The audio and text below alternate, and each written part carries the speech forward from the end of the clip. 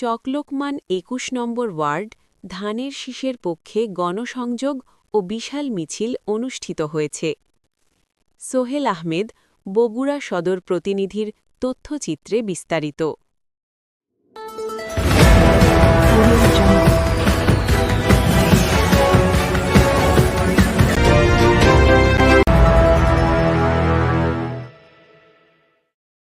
বগুড়া ৭ শাহজাহানপুর গাবতলী সংসদীয় আসনে বিএনপি মনোনীত প্রার্থী মোহাম্মদ মোর্শেদ মিল্টনের পক্ষে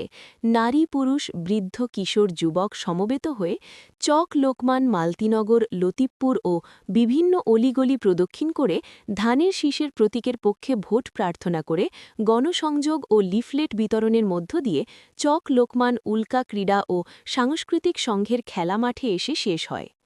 এই সময় উপস্থিত ছিলেন আতাউর রহমান শামীম, ১৩, ১৪, ২০, ২১ নম্বর ওয়ার্ড নির্বাচন মনিটরিং টিমের আহ্বায়ক, চক লোকমান নির্বাচন সেন্টার আহ্বায়ক আরিফুর রহমান দীপন, নির্বাচন কমিটির সদস্য সচিব ও বগুড়া শহর যুবদলের যুগ্ম সাধারণ সম্পাদক রফিকুল ইসলাম লিমন, বগুড়া শহর যুবদলের সমাজকল্যাণ বিষয়ক সম্পাদক বেল্লাল হোসেন,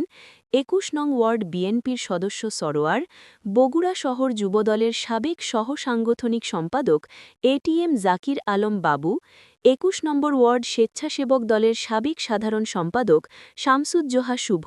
বগুড়া জেলা স্বেচ্ছাসেবক দলের সাবেক যুগ্ম সাধারণ সম্পাদক কনক সরকার, ২১ নম্বর ওয়ার্ড যুবদলের সভাপতি মনিরুল ইসলাম মনি, শফিকুল ইসলাম, লিপন রিফাতুল বাড়ি রিঙ্কু, তুহিন আরও উপস্থিত ছিলেন বিভিন্ন অঙ্গ সহযোগী সংগঠনের নেতৃবৃন্দ। চলন বিলের সময়, সময়ের প্রতিচ্ছবি।